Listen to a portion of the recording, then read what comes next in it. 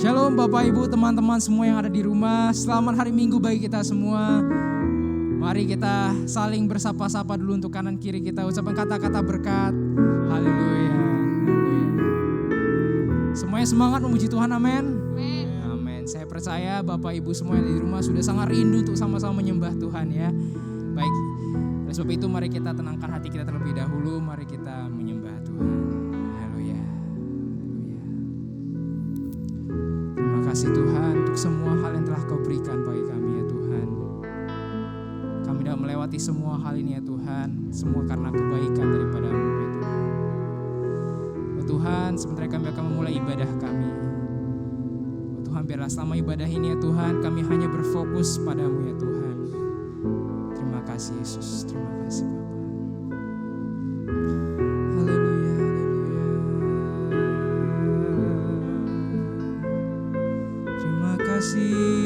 Terima kasih. Kami ada sampai hari ini semua karena-Mu. Terima kasih Tuhan. Oh Engkau sungguh baik, Engkau sungguh baik Tuhan. Terima kasih. Terima kasih.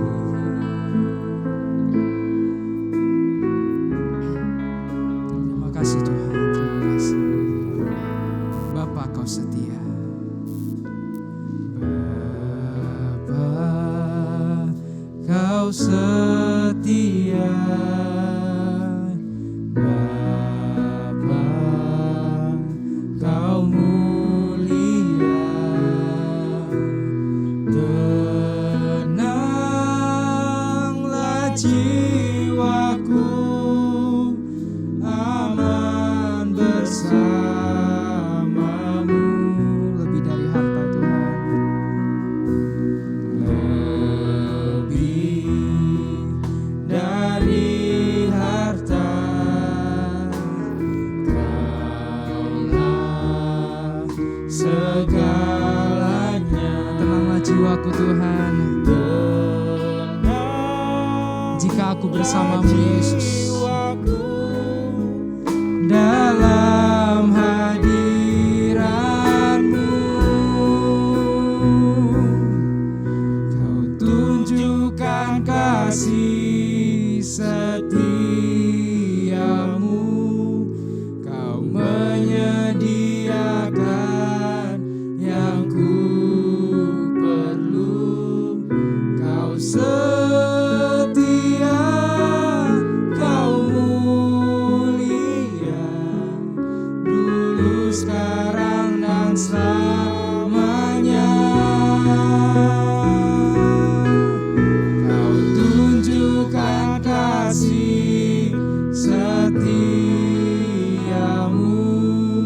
Kau menyediakan yang ku perlu. Kau setia, Kau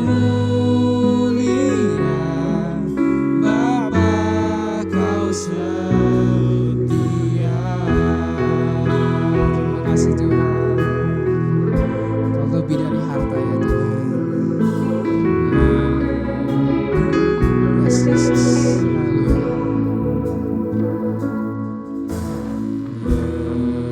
Lebih dari harta, Kaulah segalanya.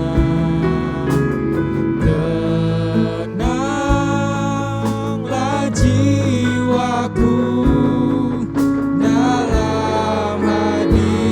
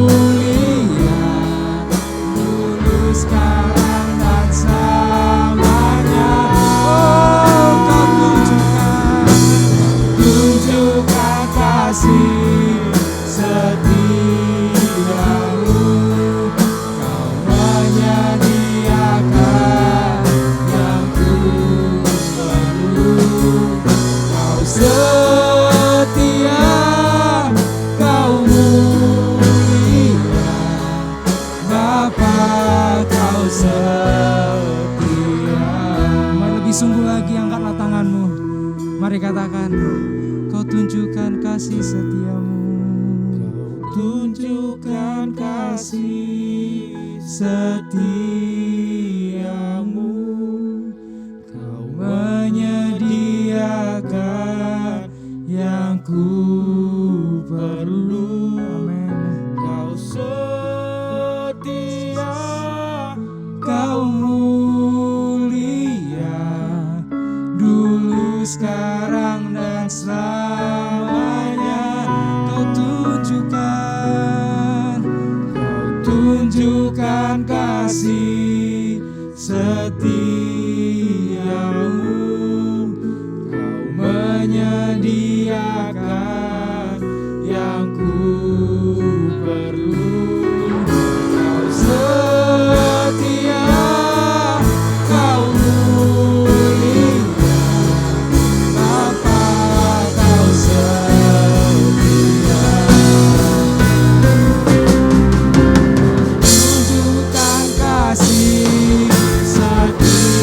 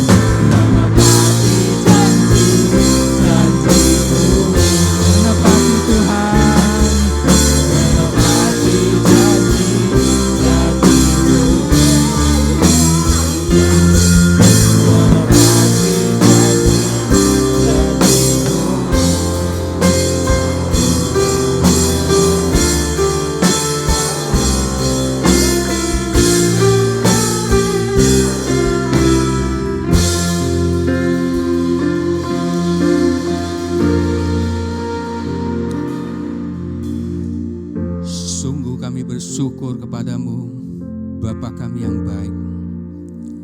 Kami bersyukur karena pemeliharaan kamu kepada kami sepanjang minggu ini. Kami berucap syukur karena berkat-berkat-Mu yang telah Engkau curahkan buat setiap kami.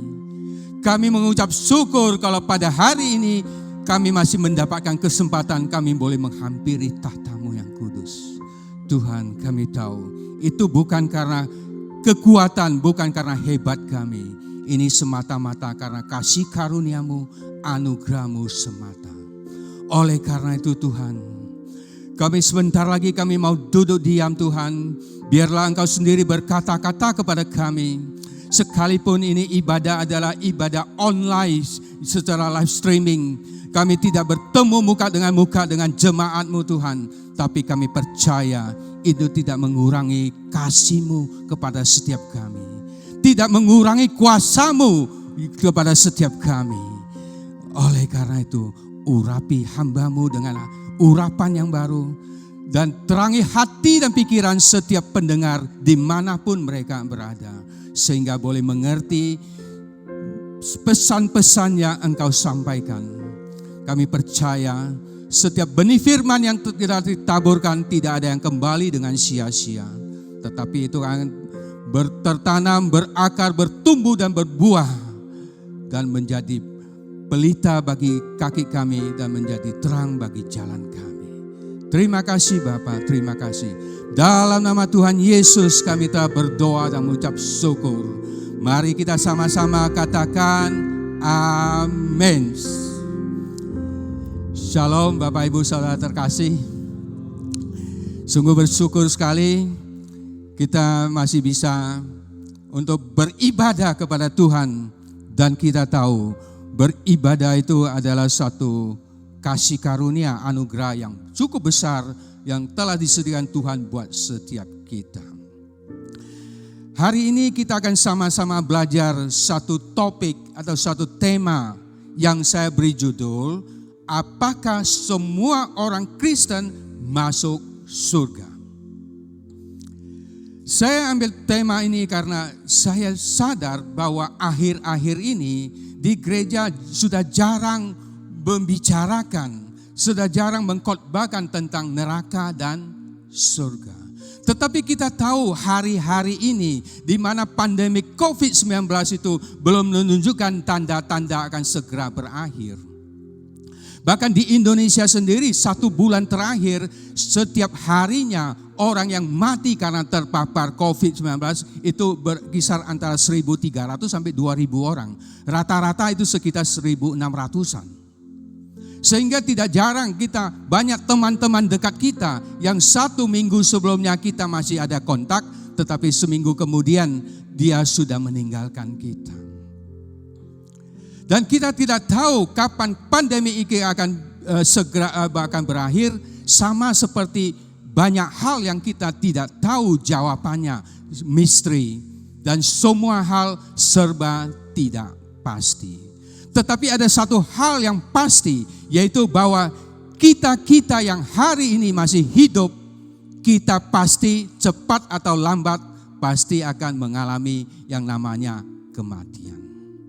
Jadi yang harus kita pertanyakan, yang harus kita persoalkan adalah setelah kita mati kemana kita pergi? Apakah kita akan pergi ke surga, bertinggal bersama-sama dengan Tuhan Yesus seperti yang telah dijanjikan? Atau kalau kita tidak di surga, kemana kita pergi? Kita pasti semua tahu. Tidak ada tempat lain selain surga adalah ke neraka. Oleh karena itu kita perlu mendapatkan jawaban yang pasti kemana kita pergi. Oleh karena itu marilah kita buka di dalam Alkitab kita yang terambil di dalam Injil Matius pasal yang ke-7. Saya akan bacakan ayat 22 sampai ayat 23 untuk Bapak Ibu Saudara terkasih. Demikian firman Tuhan. Pada hari terakhir banyak orang akan berseru kepadaku, Tuhan, Tuhan, bukankah kami bernubuat demi namamu dan mengusir setan demi namamu dan mengadakan banyak mujizat demi namamu juga? Pada waktu itulah aku akan berterus terang kepada mereka dan berkata, aku tidak pernah mengenal kamu, enyala daripadaku, kamu sekalian pembuat kejahatan. Bapak Ibu Saudara terkasih, dulu pada awalnya waktu saya membaca ayat ini, saya pikir Tuhan Yesus sedang berbicara kepada orang-orang yang menolak menerima Yesus sebagai Tuhan dan Juru Selamat. Artinya mereka adalah orang-orang non-Kristen. Tetapi belakangan saya sadar bahwa sesungguhnya Tuhan Yesus bukan berbicara kepada orang non-Kristen, tetapi Tuhan Yesus sedang berbicara kepada orang-orang Kristen.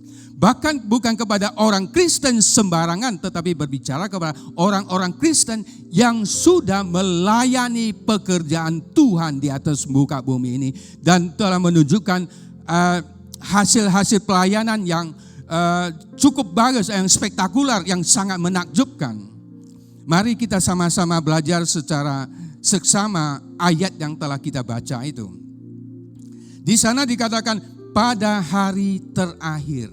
Hari terakhir adanya artinya hari penghakiman.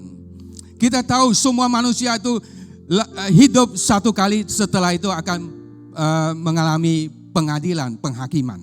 Jadi itu hari terakhirnya. Yesus mengatakan banyak orang. Ternyata tidak sedikit orang. Kalau misalnya cuma 1-2 orang, kita selalu akan mengatakan itu adalah oknum. Tetapi Tuhan Yesus sangat jelas mengatakan banyak orang. Banyak orang yang lakukan, mereka berseru-seru kepada Tuhan Yesus. Apa yang mereka serukan? Mereka serukan, Tuhan, Tuhan, bukankah kami bernubuat demi namamu dan mengusir setan demi namamu dan mengadakan banyak mujizat demi namamu juga. Mereka mulai dengan kalimat mereka dengan kata bukankah.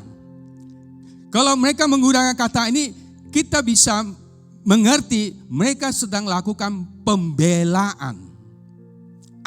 Pembelaan apa yang mereka lakukan? Kita tahu itu dalam pengadilan, di mana Hakim Agung adalah Tuhan Yesus sendiri, telah memutuskan bahwa mereka itu tidak boleh masuk surga. Karena mereka divonis tidak boleh masuk surga, sehingga mereka protes, mereka berargumentasi dengan membela diri dengan mengatakan, bukankah kami telah bernubuat demi namamu, kami mengusir setan demi namamu, dan kami mengadakan banyak mujizat demi namamu. Dari ini kita tahu, berarti kalau mereka lakukan perkara-perkara ajaib ini dengan nama-nama lain, misalnya nama Molok, Jailangkung dan segalanya, ya wajar saja mereka diusir, mereka tidak dikenal oleh Tuhan Yesus. Tetapi yang menurut mereka melakukan segala perkara ini demi nama Tuhan Yesus. Ke orang yang lakukan segala pekerjaan pakai nama Tuhan Yesus, pastinya bukan orang yang tidak kenal Tuhan Yesus. Dia adalah orang Kristen dalam tanda kutip. Dan mereka sudah lakukan begitu banyak perkara. Dan kita lihat apa jawaban Yesus kepada mereka di ayat 23. Di sana dikatakan, pada waktu itulah aku akan berterus terang kepada mereka dan berkata, aku tidak pernah mengenal kamu, enyala daripadaku, kamu sekalian pembuat kejahatan. Ini yang membuat saya shock dulu waktu baca ini. Kok bisa seperti itu? Orang-orang yang harusnya sudah berjasa banyak untuk Tuhan Yesus, tetapi Tuhan Yesus mengatakan tidak pernah mengenal mereka. Tuhan Yesus mengatakan tidak pernah mengenal mereka. Tuhan Yesus tidak mengatakan dulu aku kenal, sekarang tidak lagi. Artinya sejak semula mereka lakukan perkara-perkara ajaib, itu sudah Tuhan Yesus sudah tidak menerima, itu tidak berkenan di hatinya. Dan bahkan Tuhan Yesus mengusir mereka dan beri label kepada mereka, pembuat kejahatan. Saya menjadi berpikir-pikir, apakah Tuhan Yesus telah tertular tabiat kita yang habis manis sepah dibuang? Kalau kita sudah dapat kebaikan, sekarang sudah tidak ada nilai pahala, kita buang. Apakah seperti itu? Kita tahu jawabannya, pasti bukan. Tuhan Yesus telah merelakan nyawanya mati tergantung di kayu salib hanya untuk menebus kita, orang-orang yang masih dalam berdosa. Bagaimana dia bisa tidak menghargai orang yang sudah berjasa buat dia? Jadi kalau begitu, apakah Tuhan Yesus adalah seorang yang kita sebut Kings of Lip Service? Kita tahu akhir-akhir ini sangat viral istilah Kings of Lip Service, artinya seorang raja pendusta. Hanya bisa berjanji tapi tidak pernah ditepati. Apakah seperti itu? Karena kita lihat di dalam Matius 10 ayat 42 sana Yesus berkata demikian. Dan barang siapa memberi air sejuk secangkir saja pun kepada seorang yang kecil ini, karena ia muridku, aku berkata kepadamu, sesungguhnya ia tidak akan kehilangan upah daripadanya.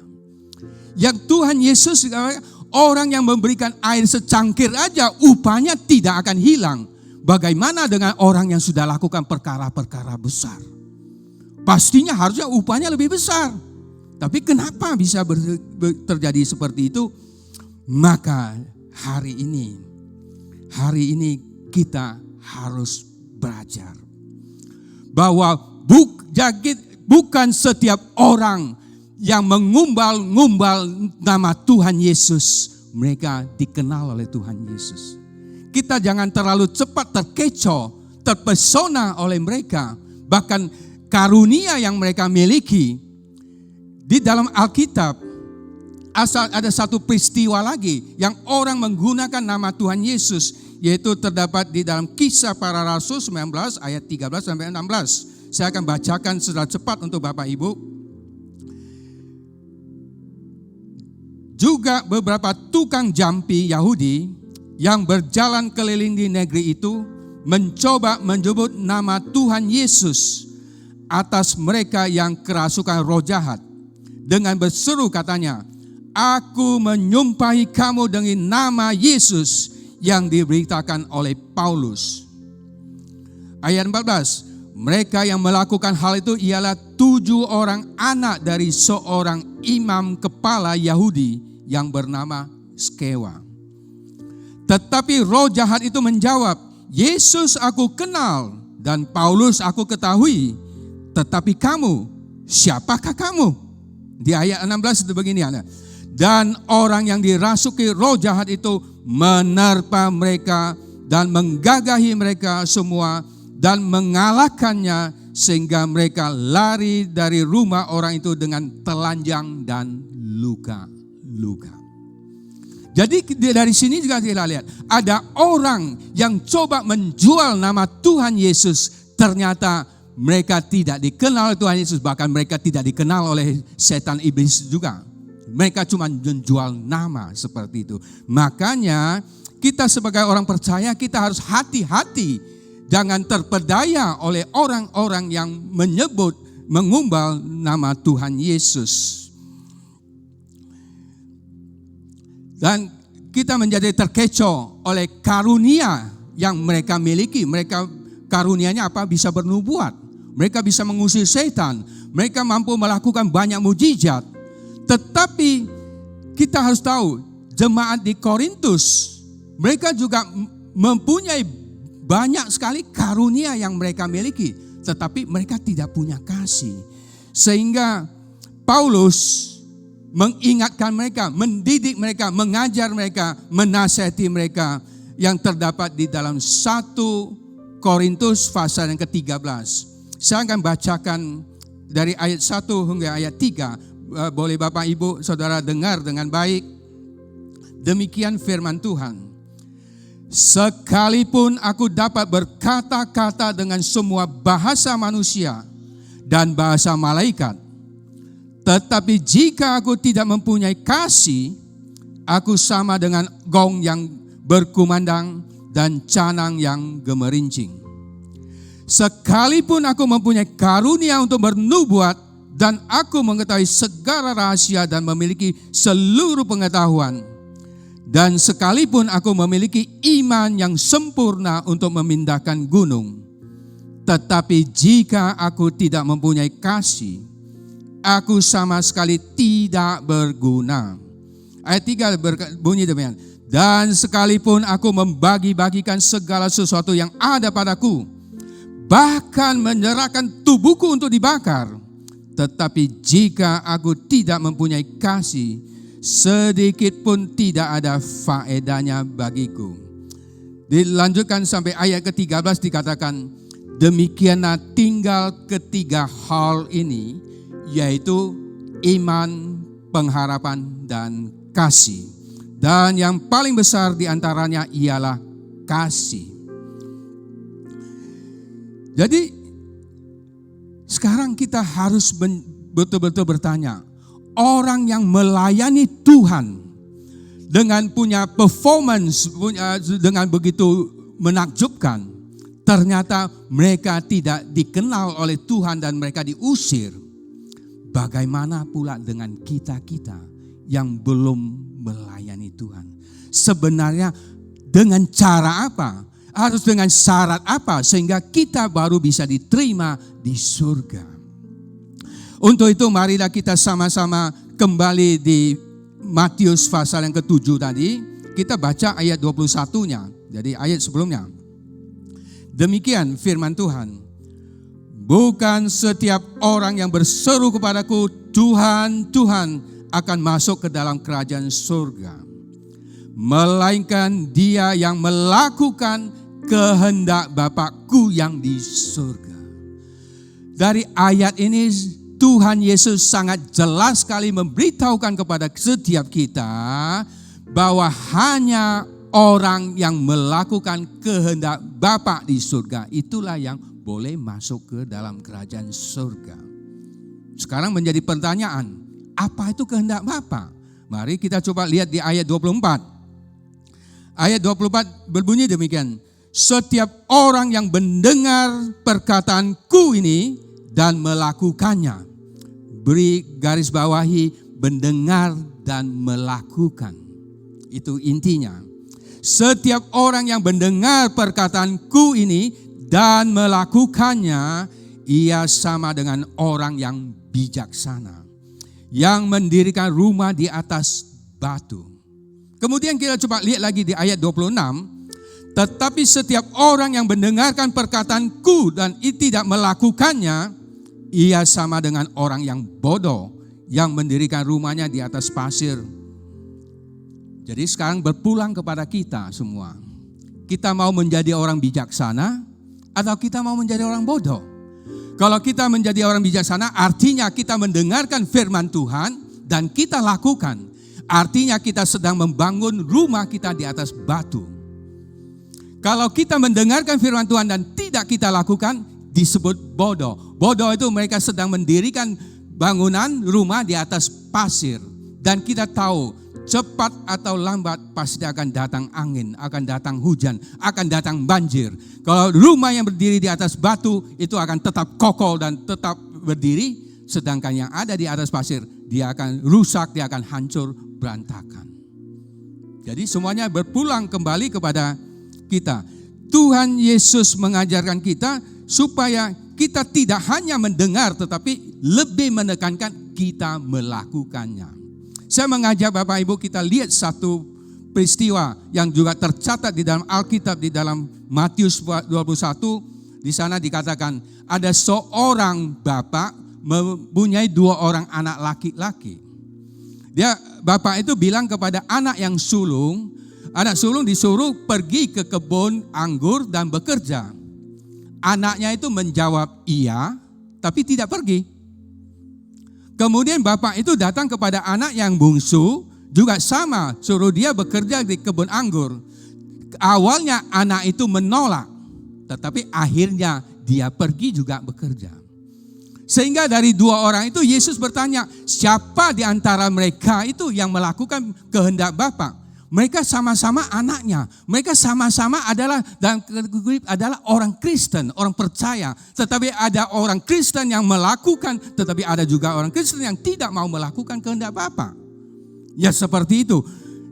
Jadi melakukan kehendak Bapa itu adalah kewajiban. Karena tadi Yesus sudah sangat jelas mengatakan, barang siapa yang melakukan kehendak Bapa di surga, dialah yang akan boleh diizinkan masuk ke kerajaan surga. Lebih jelas lagi saya mengajak kita buka di dalam Matius pasal yang ke-22. Kita akan baca ayat 37 sampai ayat 40. Saya akan bacakan untuk Bapak Ibu. Tolong disimaki baik-baik ayat 37. Jawab Yesus kepadanya, kasihilah Tuhan Allahmu dengan segenap hatimu, dan dengan segenap jiwamu, dan dengan segenap akal budimu. Itulah hukum yang terutama dan yang pertama. Ternyata hukum yang terutama yang telah diturunkan oleh Allah kepada kita adalah kasihilah Tuhan Allahmu dengan segenap hatimu, segenap jiwamu, dengan segala akal budimu.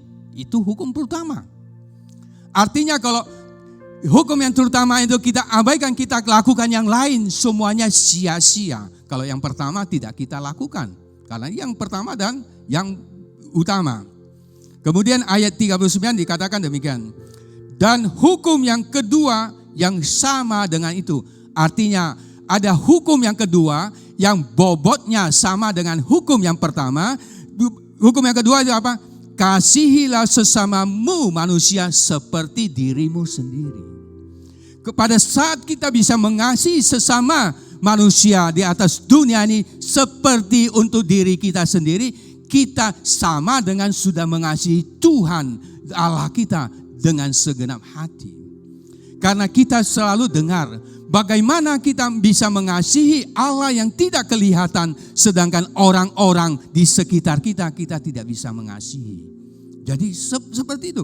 Di ayat 40 ditegaskan sebenarnya, pada kedua hukum inilah tergantung seluruh hukum Taurat dan kitab para nabi. Artinya seluruh Alkitab itu terangkum di dalam dua hukum tersebut. Kalau kita sudah melakukan kedua hukum itu, artinya kita sudah melakukan seluruh ketentuan yang ada di dalam Alkitab. Sekarang sudah kita tahu harus mengasihi. Sekarang yang menjadi pertanyaan, kasih itu apa sih? Kasih. Memang di dalam bahasa Indonesia kita tahu cuma ada kasih. Tetapi kalau dalam bahasa Yunani, kasih itu dibagi-bagi lagi. Ada kasih yang agape, ada kasih filio, ada eros, ada storge, seperti itu. Jadi kasih yang di sini yang Tuhan ingin kita katakan, mengajarkan kita untuk mengasihi itu adalah kasih yang agape. Kita tidak disuruh untuk harus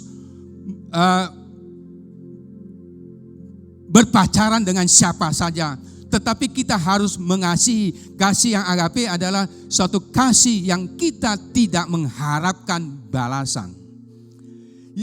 Suatu kasih yang bisa kita, sekalipun orang itu sebenarnya kadang-kadang menjengkelkan. Jadi orang yang demikian itu perlu kita kasih, atau dengan kata lain kita peduli atas mereka. Itulah kasih. Sebenarnya kasih itu Paulus sudah menuliskan sangat indah sekali yang terdapat di dalam 1 Korintus pasal yang ke-13 ayat 4 sampai ayat 8. Saya akan bacakan untuk Bapak Ibu. Demikian firman Tuhan. Kasih itu sabar, kasih itu murah hati, ia tidak cemburu, ia tidak memegahkan diri dan tidak sombong. Ia tidak melakukan yang tidak sopan dan tidak mencari keuntungan diri sendiri. Ia tidak pemarah dan tidak menyimpan kesalahan orang lain. Ia tidak bersukacita karena ketidakadilan, tetapi ia bersukacita karena kebenaran. Ia menutupi segala sesuatu, percaya segala sesuatu, mengharapkan segala sesuatu, sabar menanggung segala sesuatu. Kasih itu tidak berkesudahan, nubuat akan berakhir, bahasa roh akan berhenti, pengetahuan akan lenyap. Itulah makna kasih agape yang Paulus ngajarkan kepada kita. Sebenarnya seluruh Alkitab itu intinya adalah kasih. Bapak, Ibu, Saudara yang terkasih, apa yang sudah kita pelajari di dalam firman hari ini? Yang pertama, bahwa Tuhan Yesus tidak bertanya sudah berapa tahun kamu percaya kepada Dia.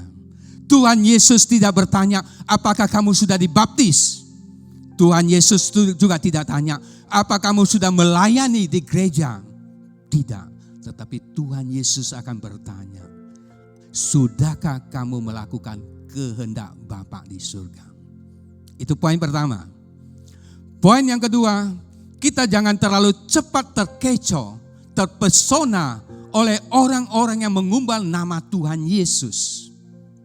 Kita terkesima oleh karunia yang mereka miliki, tetapi kita harus uji apa yang mereka lakukan. Sehingga Tuhan Yesus, dari buahnya lah kamu akan tahu pokoknya. Jadi jangan langsung percaya begitu saja. Karena banyak orang yang mengumbal nama Tuhan Yesus, ternyata mereka tidak dikenal oleh Tuhan Yesus. Poin yang ketiga itu, bahwa lebih baik kita mengerti kehendak Bapa hari ini daripada nanti di hari terakhir. Kalau di hari terakhir baru kita sadar, itu sudah terlambat. Kita sudah tidak punya waktu lagi, tidak punya kesempatan memperbaiki, tidak punya kesempatan untuk bertobat. Marilah Bapak Ibu Saudara sekalian, kita bertobat hari ini. Kita hanya mau melakukan kehendak Bapa di surga, yaitu kasihilah Tuhan Allahmu dengan segenap hati, segenap jiwa, segenap akal budimu, segala kekuatanmu, dan kasihilah sesama manusia seperti dirimu sendiri. Untuk meresponi firman kita hari ini, saya mengajak kita boleh bangkit berdiri, kita sama-sama akan nyanyikan satu pujian. Ku renungkan firman-Mu siang dan malam, ku pegang perintah-Mu dan ku lakukan. Engkau tahu ya Tuhan, tujuan hidupku hanyalah untuk menyenangkan hati-Mu. Kita mulai dari awal. Aku mengasihi Engkau Yesus dengan segenap hatiku. Aku hendak mengasihi Engkau Yesus dengan segenap jiwaku. Ku renungkan firman-Mu siang dan malam, ku pegang perintah-Mu dan ku lakukan. Engkau tahu ya Tuhan, tujuan hidupku hanyalah untuk menyenangkan hati-Mu. Sementara musik terus memuji Tuhan, mari kita ambil satu teduh sesaat, berdiam diri di hadapan Tuhan. Dia ada di tengah-tengah kita, karena Dia omnipresent, Dia hadir di mana-mana. Dia boleh hadir di di gereja seperti saat sekarang kami lagi syuting dan rekaman. Dan dia juga hadir di rumah dimanapun kamu berada, ataupun di mobil dimanapun kamu sedang mendengarkan siaran ini. Tuhan ada bersama-samamu. Mari kita memikirkan, apakah selama ini kita sudah merasa kita berbuat banyak untuk Tuhan Yesus, seolah-olah Tuhan berhutang kepada kita. Dan hari ini Tuhan kembali mengingatkan, terus mengajarkan kepada setiap kita bahwa Tuhan tidak memandang apa yang sudah pernah kita lakukan, tetapi yang Dia peduli adalah sudahkah kamu melakukan kehendak Bapa di surga. Mari kita lakukan koreksi diri.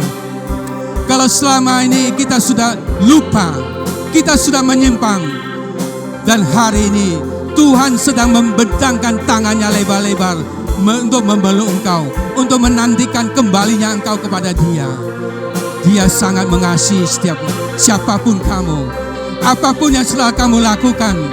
Karena firman yang mengatakan, asal kamu mau bertobat dan mengaku kesalahanmu dan bertobat meninggalkan kesalahanmu, Dia akan mengampunimu dan menyucikan kamu. Sekalipun dosamu merah seperti kirmiji, akan diputihkan seperti salju. Sekalipun dosamu seperti kain kesumba, akan diputihkan seperti bulu domba. Seperti itulah janji Tuhan, dan janjinya tidak pernah gagal. Apa yang telah dijanjikan itu pasti digenapi. Terima kasih Bapa. Terima kasih. Terima kasih Tuhan. Hamba-Mu telah selesai berbicara, tetapi hamba-Mu percaya Tuhan tidak pernah berhenti untuk terus mengajarkan kami, terus mengingatkan kami, terus menuntun kami, terus membimbing kami. Terima kasih Bapa. Terima kasih. Dalam nama Tuhan Yesus kami telah berdoa dan mengucap syukur. Haleluya. Amin. Tuhan memberkati. Saya serahkan kembali kepada Bapak Gembala.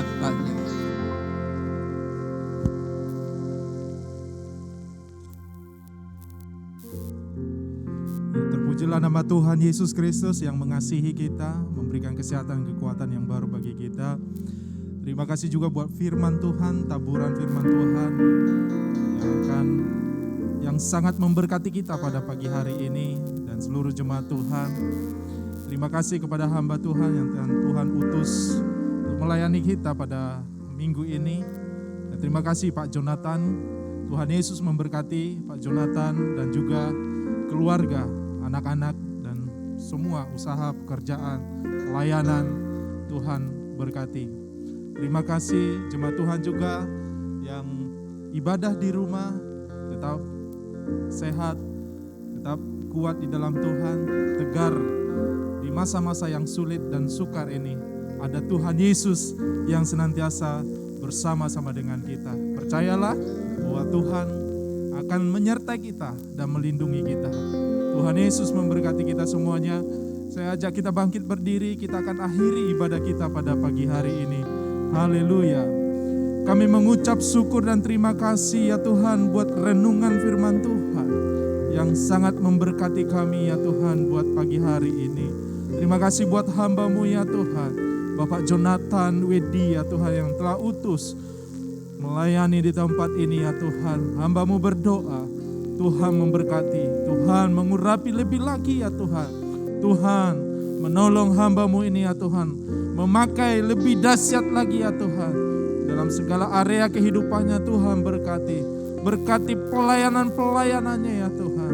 Kami juga berdoa, berkati istri dan anak-anaknya ya Tuhan. Ke dalam tangan Tuhan kami serahkan hamba-Mu ini ya Tuhan. Dalam nama Yesus Kristus, terima kasih ya Tuhan. Kami bersyukur buat pagi hari ini. Kami berdoa buat Indonesia. Kami berdoa untuk pemerintahan kami. Kami berdoa untuk pemimpin kami, presiden kami, Bapak Jokowi, dan wakilnya dan seluruh jajarannya ya Tuhan, kabinet menteri, dan juga kepala-kepala daerah ya Tuhan. Kami doakan dalam nama Yesus, Tuhan beri hikmat dan kekuatan untuk memimpin Indonesia ya Tuhan, ke arah yang lebih baik lagi, ke arah yang lebih maju lagi ya Tuhan. Segala sektor area Bahkan di bidang ekonomi Tuhan pulihkan dalam nama Yesus. Bidang kesehatan juga saat ini ya Tuhan. Pandemi COVID-19 yang sedang melanda dunia, Indonesia sembuh dari COVID-19. Kami berdoa untuk tenaga kesehatan medis, dokter. Tuhan beri hikmat dan kekuatan, perlindungan Tuhan atas mereka semuanya. Oh pulihlah, sembuhlah negeri kami ini ya Tuhan. Kami berdoa, kami serahkan Indonesia ke dalam tangan Tuhan. Kami juga berdoa buat gereja-gereja ya Tuhan di Indonesia. Kami berdoa untuk GSJ Indonesia. Kami berdoa untuk CWS seluruh Indonesia ya Tuhan. Dan juga para gembala-gembala dan hamba-hamba Tuhan. Biarlah Tuhan mengurapi, memakai lebih dahsyat lagi. Gerejamu bangkit ya Tuhan. Memberitakan kabar kebenaran firman Tuhan. Keselamatan yang daripada Tuhan. Dalam nama Yesus Kristus. Gereja tetap kuat di masa pandemi COVID-19 ini. Gereja akan bangkit. Penuaian terjadi dalam nama Yesus Kristus. Terima kasih Bapa. Kami mengucap syukur. Sekali lagi berkatilah seluruh jemaat-Mu. Karisma Family ya Tuhan. Kami doakan, kami serahkan keluarga-keluarga ya Tuhan, para suami, para istri ke dalam tangan Tuhan. Beri hikmat dan kekuatan yang daripada-Mu ya Tuhan.